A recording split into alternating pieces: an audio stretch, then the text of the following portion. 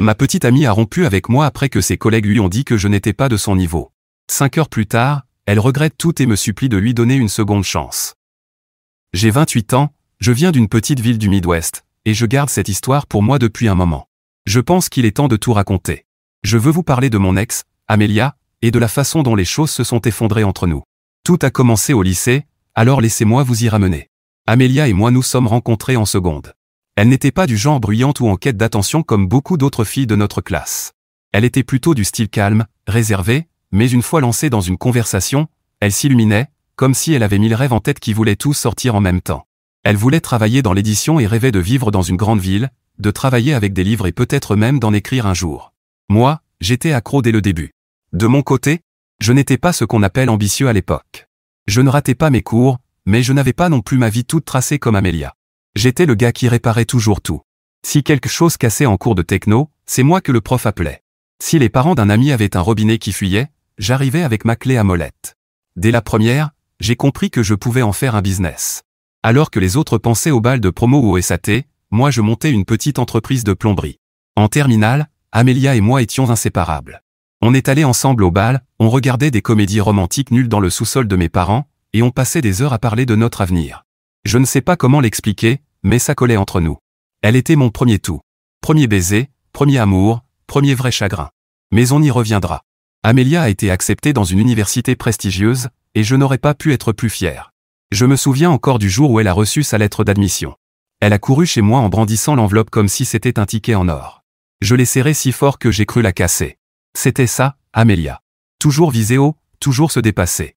Quand elle est partie à l'université, je n'ai pas vu ça comme la fin de nous deux. Je voyais ça comme la prochaine étape. J'ai continué à travailler sur mon affaire de plomberie, et à ce moment-là ça marchait bien. Rien de glamour, mais de l'argent régulier rentrait. Je me suis dit que si elle poursuivait son rêve, le minimum que je pouvais faire était de m'assurer qu'elle n'ait pas à se soucier du loyer ou des courses. Alors c'est ce que j'ai fait. Je l'aidais à payer son loyer, je lui envoyais de l'argent pour ses livres, et je la surprenais même avec des colis pendant les semaines de partiel. Je faisais 4 heures de route jusqu'à son dortoir juste pour passer le week-end avec elle. Ce n'était pas facile, mais ça ne me dérangeait pas. C'était ma copine, et je voulais lui faciliter la vie pour qu'elle puisse se concentrer sur ses études. J'avoue qu'il y avait des moments où j'avais l'impression de faire plus d'efforts qu'elle. Amelia était occupée avec ses cours, ses stages et ses événements de networking, ce que je comprenais. Mais parfois je l'appelais ou je lui envoyais un message, et j'avais l'impression de la déranger. Elle disait des trucs comme « Désolé, j'ai juste été débordée » ou « On parlera plus tard, d'accord ?» Et ce « plus tard » n'arrivait pas toujours. Mais quand on était ensemble, c'était comme si rien n'avait changé. Quand je lui rendais visite, on passait des heures à marcher sur le campus ou assis dans son petit appartement à parler de tout et de rien. C'était ces moments-là qui me faisaient tenir. Après son diplôme, Amelia a décroché un poste dans une maison d'édition réputée. Ce n'était pas encore le poste de ses rêves.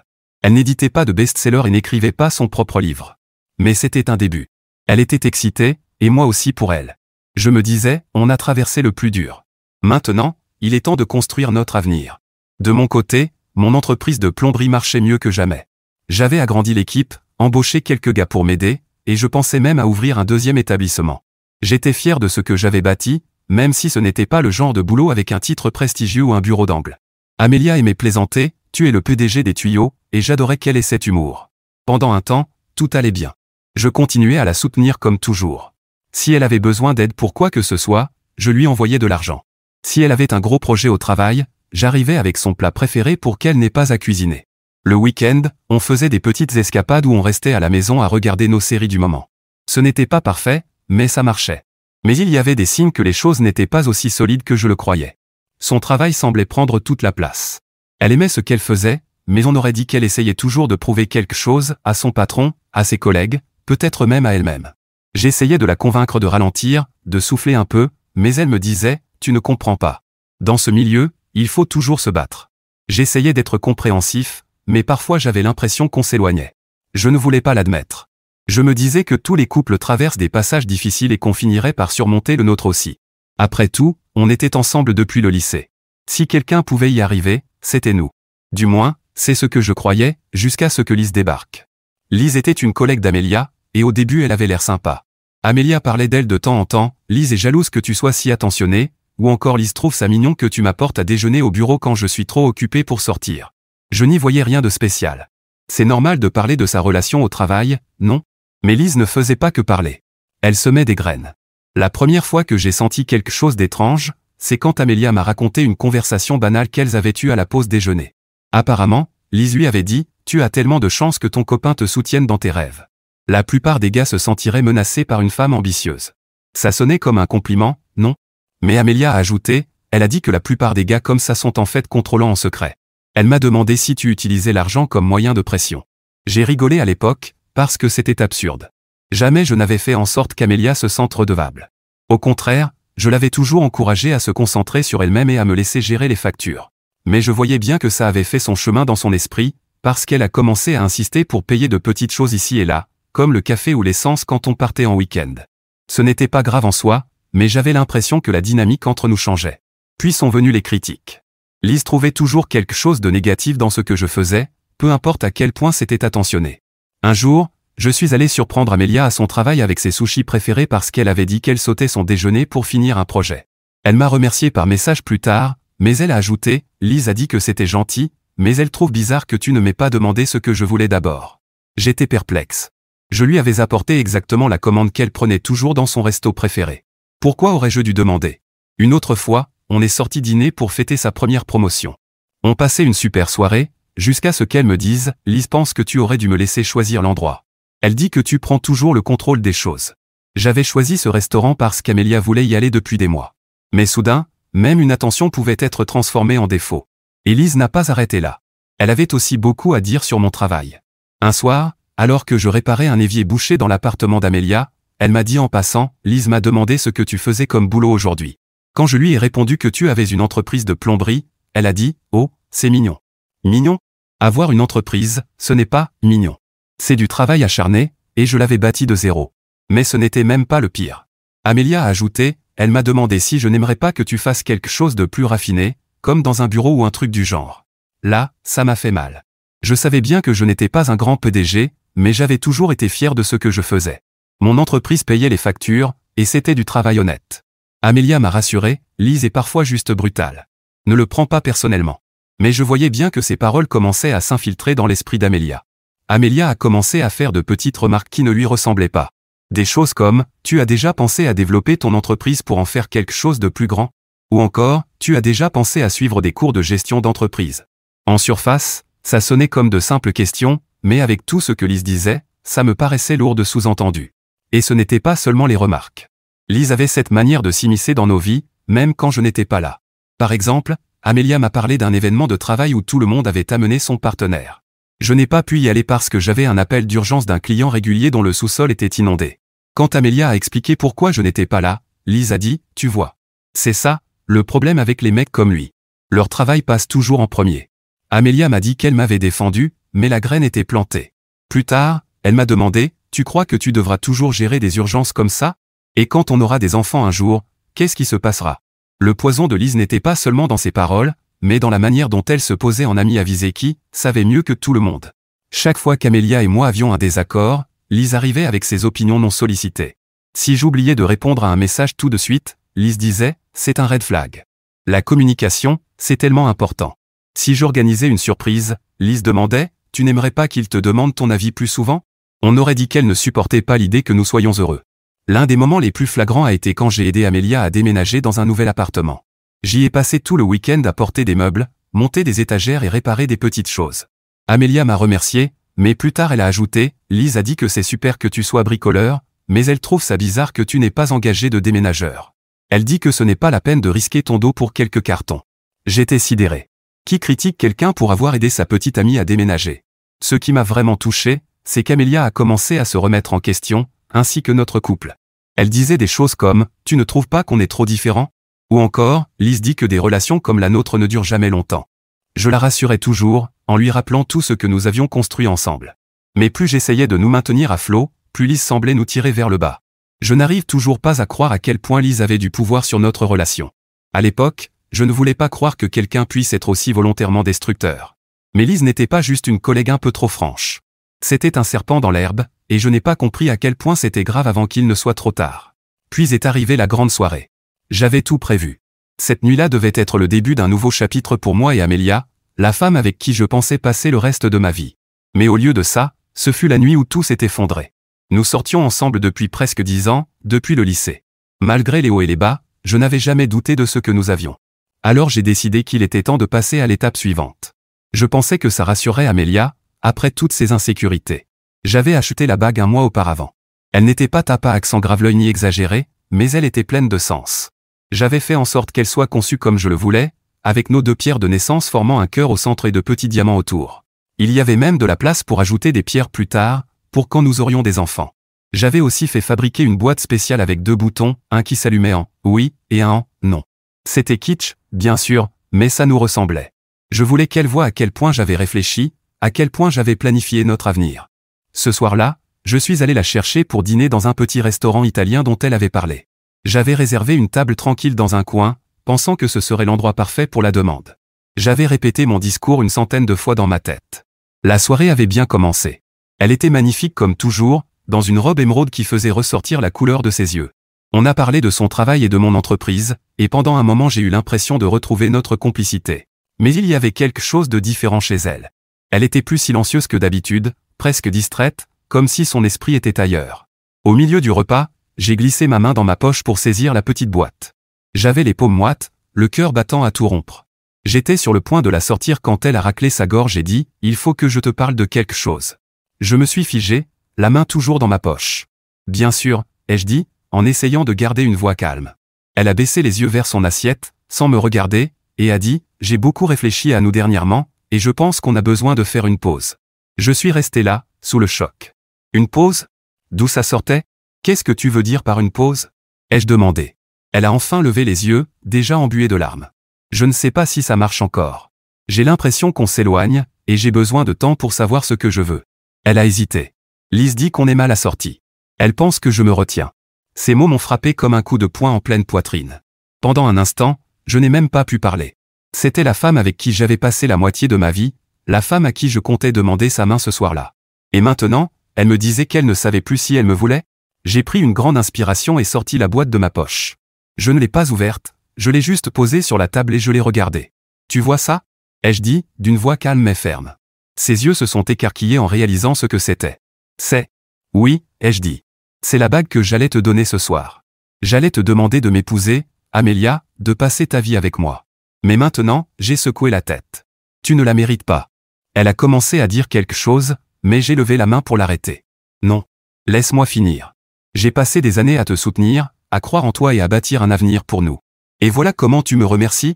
En me balançant un faisons une pause vague au milieu d'un dîner? Dieu merci tu me montres ton vrai visage avant qu'on ne s'engage plus loin. Son visage s'est effondré et j'ai vu les larmes couler, mais je n'en avais rien à faire. Je me suis levé, j'ai remis la boîte dans ma poche et attrapé ma veste. Tu veux une pause? Ai-je dit en la fixant droit dans les yeux. Très bien. Mais ne reviens pas me supplier quand tu réaliseras ce que tu as perdu. Sur ce, j'ai tourné les talons et quitté le restaurant, la laissant seule à table. Le trajet du retour a été flou. Mon esprit tournait en boucle, repassant tous nos souvenirs, en me demandant où ça avait dérapé. Comment avait-elle pu me faire ça? Après tout ce que j'avais fait pour elle, après tout ce qu'on avait traversé. Je n'arrêtais pas de me répéter que j'avais bien fait de partir, de tenir bon. Je lui avais tout donné, et si ça ne lui suffisait pas, c'était son problème. Je n'allais pas supplier ni courir derrière elle. Je connaissais ma valeur, et je n'allais pas me contenter de quelqu'un qui ne voyait pas ça. J'ai laissé la bague sur le comptoir comme un rappel. Pas d'elle, mais de ce que je méritais. Une partenaire qui m'apprécie, qui croit en moi, et qui ne jette pas tout par la fenêtre sur un coup de tête. J'ai décidé de me distraire comme tout le monde de nos jours en faisant défiler les réseaux sociaux sans réfléchir. Grosse erreur. J'ai ouvert Instagram en m'attendant à voir le flot habituel de mèmes et de photos de bouffe, mais au lieu de ça, la première chose que j'ai vue, c'était la story de Lise. Elle avait posté une vidéo d'une soirée et au début, ça paraissait anodin, juste des gens qui buvaient, dansaient et riaient. Mais ensuite je l'ai vue. Amélia, collée à un type au hasard, complètement ivre. Il avait son bras autour de sa taille, la serrant contre lui comme s'ils étaient bien plus que de simples inconnus. Elle gloussait, se penchant vers lui d'une manière qui m'a donné la nausée. Je suis resté figé, fixant l'écran, espérant avoir mal vu. Mais non, c'était bien elle. Et puis j'ai remarqué autre chose. J'avais été identifié dans la story. Lise ne l'avait pas rendu public. Elle avait utilisé cette fonction sournoise d'Instagram où seule la personne taguée voit qu'elle a été identifiée. C'était comme si elle voulait s'assurer que je vois la vidéo, sans que personne d'autre ne le sache. Pendant un moment, je suis resté là, abasourdi. Je n'arrivais pas à croire ce que je voyais. C'était la même femme qui m'avait dit, quelques heures plus tôt, qu'elle avait besoin d'une pause pour réfléchir à ce qu'elle voulait. Et maintenant, elle se frottait à un type comme si son discours de rupture n'était même pas encore refroidi. J'ai ressenti une colère si forte que mes mains se sont mises à trembler. Ce n'était pas seulement à cause du mec ou de la soirée, mais du fait que Lise, de toutes les personnes, était derrière tout ça. La même Lise qui avait passé des mois à me démolir, à semer le doute dans la tête d'Amélia, à critiquer tout ce que je faisais. Et maintenant, elle balançait cette saleté juste pour que je la voie. Je ne savais même pas quoi faire de moi-même. J'ai fermé Instagram, posé mon téléphone, et je suis resté assis là, fixant le mur. Une partie de moi voulait appeler Amélia sur le champ, mais je me suis retenu. Elle avait fait son choix. Et maintenant, je voyais exactement à quoi ce choix ressemblait. Quelques heures plus tard, mon téléphone s'est allumé avec son nom. Je l'ai ignoré au début, mais elle a continué d'appeler. 3, 4, 5 fois d'affilée. Finalement, j'ai décroché, plus par curiosité qu'autre chose. Allô, ai-je dit, la voix glaciale. Bébé, s'il te plaît, laisse-moi expliquer, sanglota-t-elle. Je pouvais entendre la panique dans sa voix. Je n'ai rien dit, la laissant parler.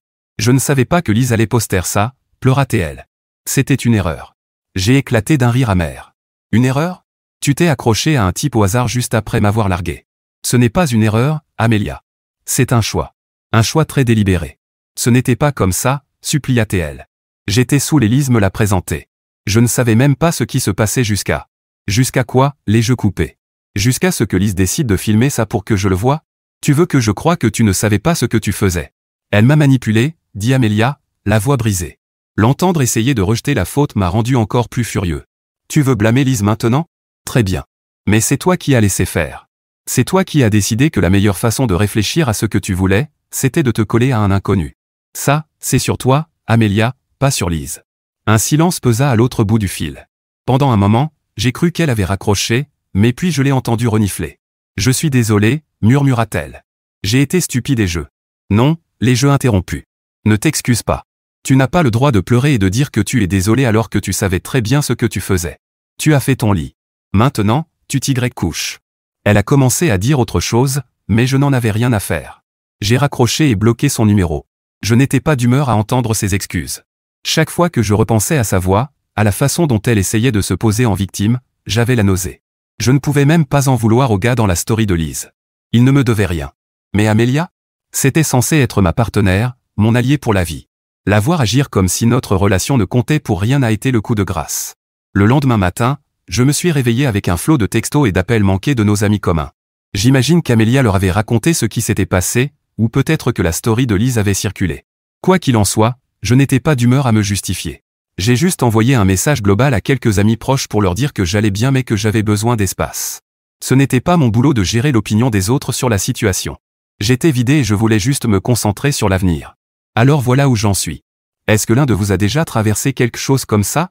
Je ne cesse de tout rejouer dans ma tête, me demandant si j'ai été trop dur. Mais en même temps, je ne peux pas ignorer à quel point tout ça semblait prémédité.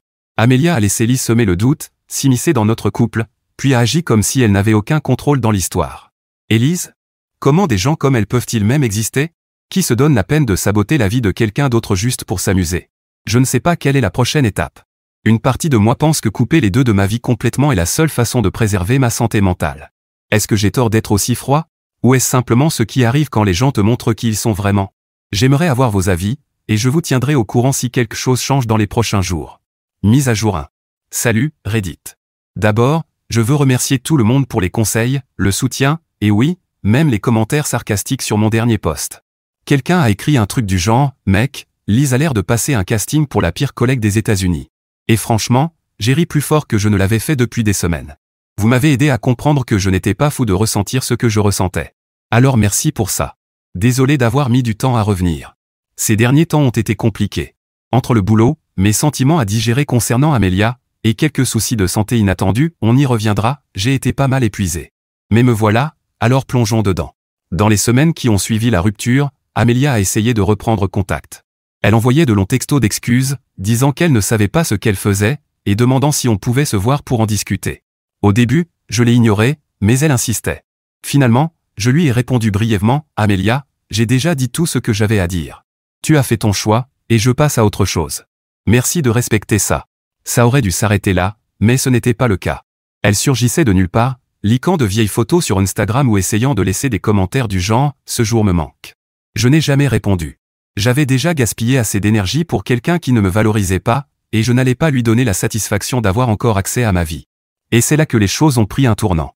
Il y a environ 2 semaines, j'ai commencé à me sentir mal. Fatigué tout le temps, avec ces vertiges étranges qui ne passaient pas. J'ai mis ça sur le compte du stress lié à Amélia et Lise, mais quand j'ai failli m'évanouir au travail, j'ai compris qu'il fallait consulter. Pour faire court, j'avais besoin d'une opération. Rien de très grave ni de vital, mais pas agréable non plus.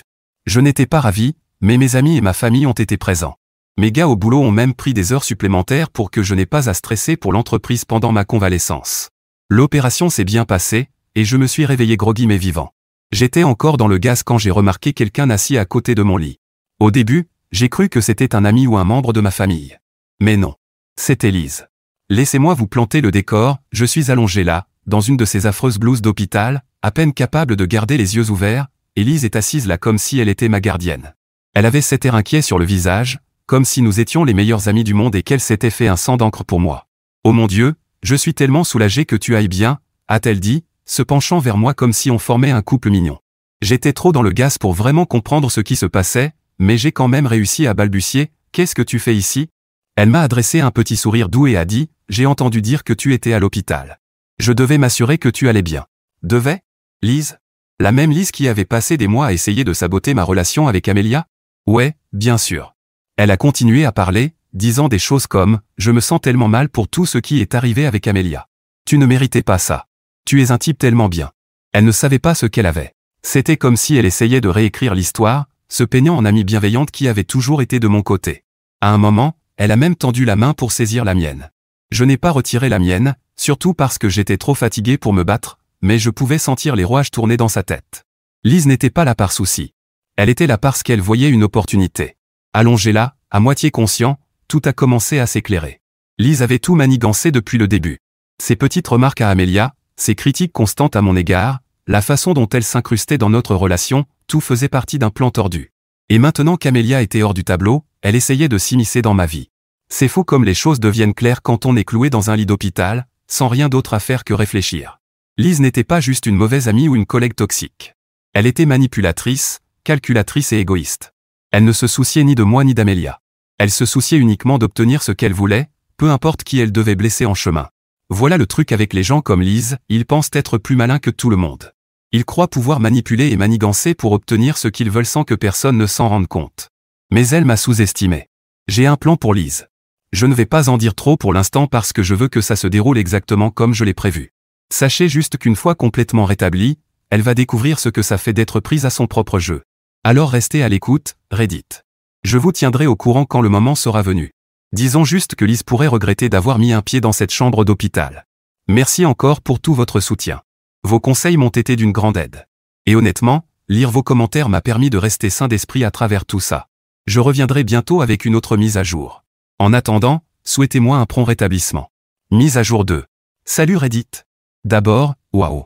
La réaction à mon dernier post a été dingue. Je ne m'attendais pas à ce que tant d'entre vous s'investissent dans toute cette histoire, mais nous y voilà. Merci pour vos conseils, votre soutien et vos commentaires hilarants. J'ai vu quelqu'un dire, Lise ressemble au genre de personne qui ferait semblant d'être gentille pour adopter un chat juste afin de poster ça sur Instagram, et je n'aurais pas pu mieux résumer. Vous me comprenez vraiment. Je sais que beaucoup d'entre vous voulaient savoir quel était mon plan. Alors accrochez-vous. Les choses se sont passées presque exactement comme je l'espérais, et laissez-moi vous dire que c'était satisfaisant. Après ma sortie de l'hôpital et une fois que j'ai commencé à aller mieux, Lise n'a pas perdu de temps. Elle m'envoyait des textos presque tous les jours, commençant par des messages très basiques du style « Hey, j'espère que tu vas bien » ou « Dis-moi si tu as besoin de quoi que ce soit. Je suis là pour toi. » Au début, je l'ai ignorée. Je n'étais pas idiot. Je savais ce qu'elle faisait. Mais au bout d'un moment, j'ai compris que jouer le jeu pouvait marcher en ma faveur. Alors, j'ai commencé à répondre. Pas trop, juste assez pour la garder accrochée, merci de prendre des nouvelles. Ça va. J'apprécie. Le rétablissement est lent, mais ça avance. Lise a mordu à l'hameçon. Ses textos devenaient de plus en plus longs et personnels, remplis de phrases comme « Tu es une personne tellement forte » ou « Je ne comprends pas comment Amélia a pu te laisser filer ». Elle a commencé à lâcher des petits indices, disant qu'elle avait toujours pensé que je méritais mieux, ou combien elle m'admirait. À un moment, elle m'a même envoyé la photo d'un gratin qu'elle avait préparé, disant « J'aimerais vraiment t'apporter ça si tu veux de la compagnie ». J'ai décliné, évidemment, mais c'était clair qu'elle essayait de s'infiltrer. Le vrai tournant est arrivé environ 2 semaines après ma sortie de l'hôpital. Lise m'a appelé à l'improviste, disant qu'elle pensait à moi et voulait entendre ma voix. Je pouvais presque l'entendre en rajouter, parlant de combien elle avait été inquiète pendant mon opération et de comment elle avait prié pour moi. « Merci Lise », ai-je dit, gardant un ton neutre. « Ça me touche. » Puis elle m'a lancé, « J'ai l'impression que tout ça nous a rapprochés, tu sais ? Comme si ça m'avait fait réaliser combien je tiens à toi. » J'ai failli éclater de rire. Elle ne tenait pas à moi, elle voulait gagner. Mais au lieu de la repousser, j'ai joué le jeu, « Ouais, je suppose que oui », ai-je répondu. Cette simple phrase a suffi. Lise a appuyé à fond sur l'accélérateur après ça, m'envoyant des textos en permanence, m'appelant « bébé » dans ses messages, et suggérant même qu'on se voit bientôt.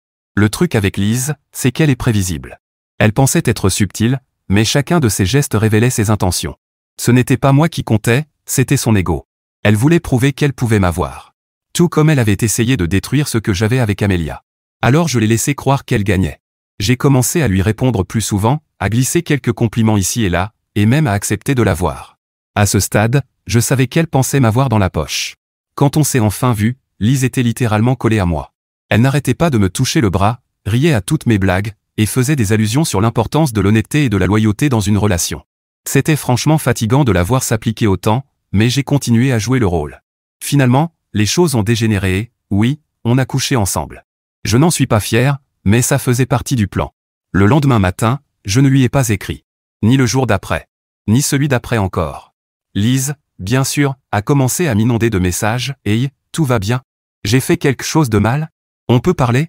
Elle m'a appelé au moins une douzaine de fois, m'a laissé des messages vocaux, et m'a même écrit sur Instagram.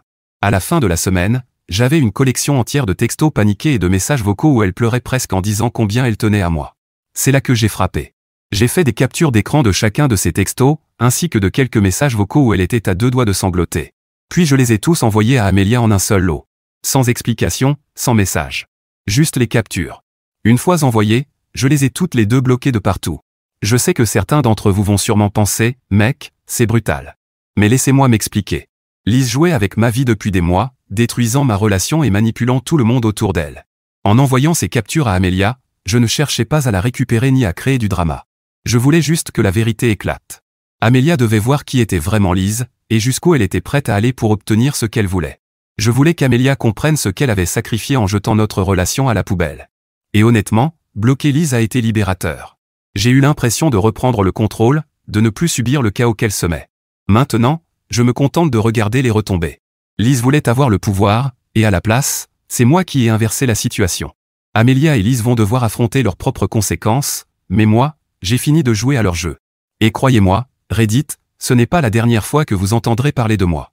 Laissez-moi le temps de me remettre complètement. Je vais leur donner un peu de temps pour encaisser, et je reviendrai vous nourrir d'une nouvelle mise à jour bientôt. Mise à jour 3. Salut Reddit. J'avais promis de vous tenir au courant. Et oh là là, les choses ont dégénéré vite. Apparemment, mon petit coup, envoyer tous les messages paniqués de Lise à Amélia, a déclenché une réaction en chaîne que je n'aurais pas pu mieux planifier même si j'avais essayé. Voilà ce que j'ai appris par le bouche à oreille, Amélia n'a pas du tout apprécié de découvrir que Lise, sa soi-disant amie, complotait dans son dos. Elle a confronté Lise au travail, et les choses sont passées de 0 à 100 en un rien de temps. D'après ce qu'on m'a raconté, ça a commencé avec Amélia exigeant des explications, lui demandant pourquoi elle avait essayé de saboter notre relation pour ensuite se jeter sur moi après la rupture. Lise, fidèle à elle-même, a essayé de jouer l'innocente. Elle a prétendu que c'était moi qui la poursuivais et qu'Amélia exagérait. Mais Amélia n'a pas marché. Quelqu'un qui bosse avec elle m'a dit que la dispute est devenue tellement bruyante que le manager a dû intervenir. Mais ça ne s'est pas arrêté là. Apparemment, Amélia a carrément accusé Lise devant leurs collègues d'être manipulatrice et d'avoir tenté de lui gâcher la vie. Lise a répliqué, et avant que quiconque puisse les arrêter, ça en est venu aux mains. Je n'ai pas tous les détails, mais je sais que ça s'est terminé avec les deux escortés dehors par la sécurité. Et la suite ? Elles ont toutes les deux été virées. Honnêtement, je n'ai pas de peine pour l'une ou l'autre. Lise a eu exactement ce qu'elle méritait. Et Amélia, eh bien, je ne peux pas dire qu'elle soit totalement innocente non plus. Elle a laissé Lise s'immiscer dans notre relation, et quand elle a enfin réalisé à quel point Lise était toxique, les dégâts étaient déjà faits. Je ne sais pas ce qui les attend, mais moi, je reste loin, très loin de ce drama. J'ai enfin l'impression de pouvoir respirer. Voilà, c'est tout pour le moment. Merci d'avoir suivi tout ce bazar avec moi. Je vous tiendrai au courant si autre chose arrive, mais pour l'instant, je profite de la tranquillité. Mise à jour 4. Salut Reddit. Ça faisait un moment, et honnêtement, je pensais ne plus rien avoir à partager. Je croyais que tout le drama avec Lise et Amélia était terminé, et que je pouvais enfin tourner la page. Mais bien sûr, des personnes comme elles ne disparaissent jamais en silence. Une semaine après leur fiasco au boulot, Amélia s'est pointée chez moi. Elle avait l'air d'un désastre.